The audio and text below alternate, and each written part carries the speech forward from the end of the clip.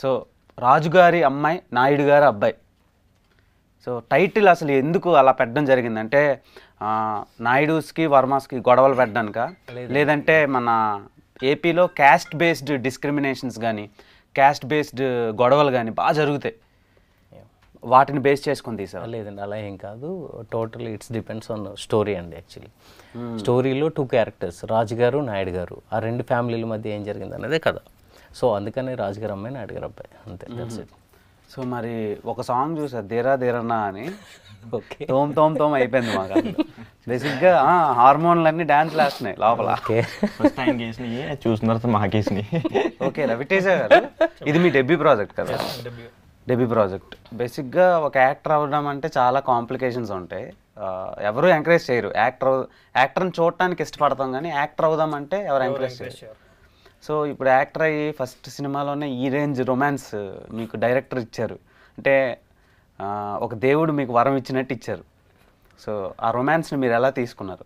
Enjoy చేశారా, లేదంటే యాక్టింగ్లా చేశారా, లేదంటే ఆస్వాదించారా? ఆ 3 ఏం చేయలేదండి. ఇబ్బంది అయితే పడ్డాను ఫస్ట్ టైం కాబట్టి, అంటే లైక్ ఆన్ స్క్రీన్ ఇలా ఎక్స్పీరియన్స్ చేయడం ఇదే ఫస్ట్ టైం కాబట్టి చాలా ఇబ్బంది పడ్డాను. బట్ ఏదోలా సాంగ్ కంప్లీట్ చేశారు డైరెక్టర్ గారు. ఎన్ని టేక్స్ పడినాయి? లేదండి, అన్ని సింగిల్ టేక్. అయితే కళాకారుల వంశమే మీది. సో సత్యరాజ్, సో ప్రతి ఫిలిం మేకర్కి ఒక కళ ఉంటుంది. ఏంటి, ఆడు ఫస్ట్ థియేటర్లో సినిమా చూస్తున్నప్పుడే film by written and directed by Sathyaraj అని. సో ఈ సత్యరాజ్ ఫిలిం అని మీ టైటిల్ వేసుకున్నారు కదా. సో ఈ టైటిల్ ఇలా పడ్డానికి ఎన్ని ఏళ్ళు పట్టింది మీకు? ఇది ఓవరాల్ అంటే ఇండస్ట్రీలో ఎన్నేళ్ళ నుంచి అంటే ఎప్పుడు మీ థాట్ ఎప్పుడు వచ్చింది డైరెక్టర్ అవుదామని? ఓకే, ఈ సినిమా ఎగ్జిక్యూషన్కి ఇది అంతటికి ఎంత టైం పట్టింది? నాకు థాట్ వచ్చింది అయితే 6th క్లాస్ అండి. నేను అదే హై స్కూల్లో ఉన్నప్పటి నుంచి.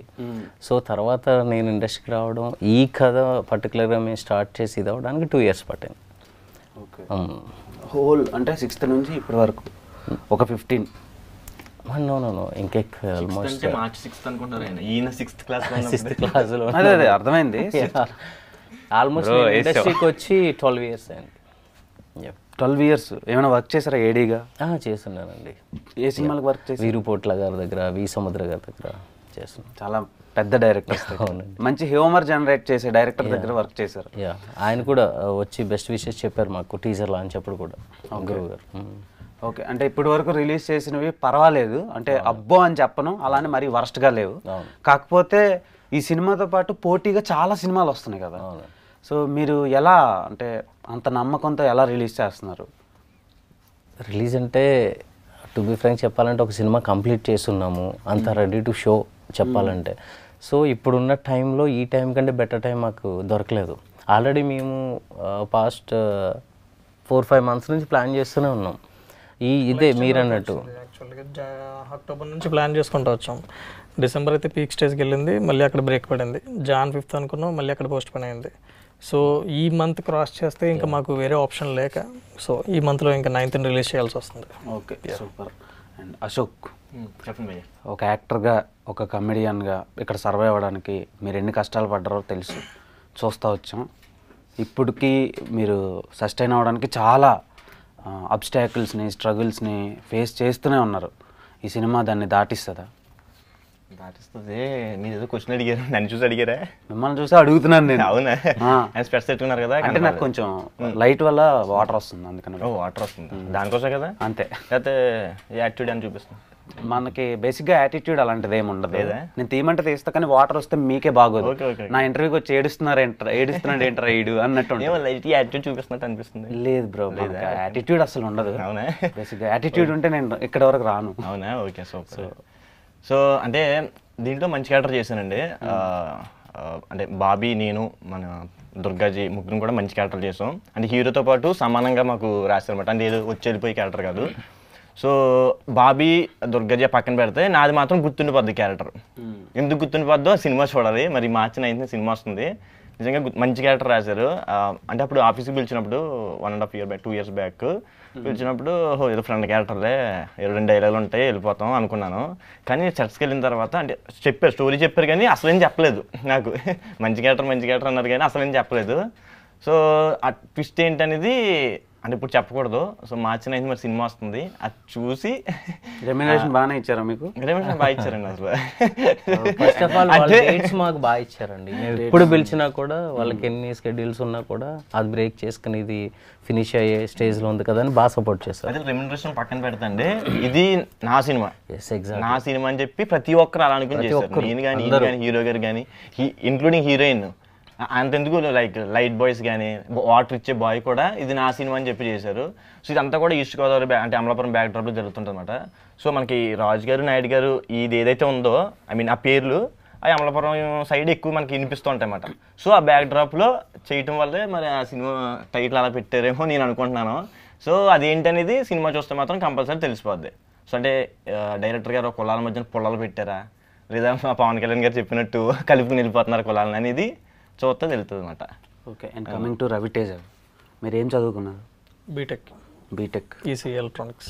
ఓకే, బీటెక్ వాళ్ళందరూ మ్యాక్సిమం ఎక్కువ హీరోలు, ఎక్కువ యాక్టర్లు బీటెక్ నుంచి వచ్చిన వాళ్ళే ఉంటున్నారు. రీజన్ ఏంటి? అంటే బీటెక్లో నేర్పిస్తారా యాక్టింగ్ కోసం ఏమైనా? అంటే అలాగనే ఏం కాదు, కానీ 90s కిడ్స్ కాబట్టి మా మీద ఎక్కువ ఈ మూవీల ప్రభావం ఎక్కువ ఉంటుంది. నాకు తెలిసి మీరు కూడా 90s అయి ఉండొచ్చు. లేదు, నాది ఎర్లీ 2000. ఎర్లీ 2000. సరే, ఓకే. 90s జనరేషన్ అయితే బాగా మూవీస్ మీద ప్యాషన్ ఎక్కువ ఉన్న వాళ్ళు చాలామంది ఉంటారు. అండ్ మోస్ట్లీ కాలేజ్ నుంచి 10th స్టాండర్డ్ నుంచి వాళ్ళకి స్టార్ట్ అయిపోతుంది. సో పర్టికులర్ ఏదైనా మూవీ చూసినా సరే అందులోంచి ఏదో ఒకటి ఇన్ఫ్లుయెన్స్ అవుతూనే ఉంటాం. సో అలాగా నేను యాక్టర్ అవ్వాలని చెప్పి కాలేజ్ డేస్ నుంచే స్టార్ట్ చేయడం జరిగింది. మీకు లవ్ ఫెయిల్యూర్ ఏమైనా జరిగినాయా? అవన్నీ కాలేజ్ టైమ్స్లో ఏదో ఒకటి ఉంటాయి కదా. ఉన్నాయి కదా. లవ్ ఫెయిల్యూర్ అయితే జరిగింది కదా. ఫెయిల్యూర్ అంటే అవన్నీ ఓపెన్గా చెప్పలేను. అంటే ఉన్నాయి. సో ఆ అమ్మాయి ఇలాంటి రొమాన్స్ చూస్తే ఏంటి పరిస్థితి? మిస్ అయిపోయిన అనుకుంటుంది. కాదు, అంటే స్పాట్ బ్రేకప్ చెప్పేస్తారు. ఆల్రెడీ లవ్ ఫెయిల్యూర్ అయిపోయింది అన్నారు కదా. ఫెయిల్యూర్ అవ్వలేదు, లైఫ్ గోస్ ఆన్ అన్నట్టు ఉంది. ఆరెంజ్ మూవీలో ఉంటుంది కదా ఏదో డైలాగ్. ఈ మధ్య ఈ కాలంలో ఈ డిజిటల్ ఎరాలో ఎక్కువ మంది అమ్మాయిలు సక్సెస్కి ఇచ్చే వాల్యూ ఒక మనిషికి ఇవ్వటం లేదు. సో దానికి రీజన్ ఏంటనుకుంటున్నారు మీరు? అలాంటి వాళ్ళకి మీరు చెప్పే సమాధానం ఏంటి, సజెషన్? గర్ల్స్ దగ్గర ఎందుకు, లైక్ ఫ్యామిలీ చాలా మాట్లాడుతుంది బ్యాక్ సైడ్. మోస్ట్ చెప్పాలంటే చాలా మూవీస్ చూడటానికి ఇష్టపడతారు, కానీ ఫ్యామిలీ నుంచి ఎవరన్నా మూవీ ఫీల్డ్కి వెళ్తుంటే ఇష్టపడరు. సో అలా నేను కూడా చాలా అంటే వర్క్ కరెక్ట్గా దొరకదని భయం అయ్యి ఉండొచ్చు. ఎస్, ఆ భయం కూడా ఉంటుంది. సో అలా నేను చాలా ఫేస్ చేసుకుంటూ వచ్చాను. సో ఫైనల్గా ఒక మూవీ అయితే కంప్లీట్ చేశాను. మరి ఏంటిది మీకు బ్రేక్ ఇస్తుంది అంటారా? బిజీ అయిపోతారా? Hoping for the best. Calls అయితే వస్తున్నాయి, బట్ బెటర్ స్క్రిప్ట్ కోసం వెయిట్ చేస్తాను. ఓకే, సత్యరాజ్ గారు. సో సత్యరాజ్ ఎంత పెద్ద యాక్టర్ మనందరికీ తెలుసు. సో మీరు అంత పెద్ద డైరెక్టర్ అవుతారని నమ్మకం ఉందా మీకు? మేబీ అంటే పెద్ద చిన్న అని అయితే కాదు, కానీ గుర్తింపు ఉండే ఒక డైరెక్టర్ అయితే అవ్వాలని నా కోరిక అంతే.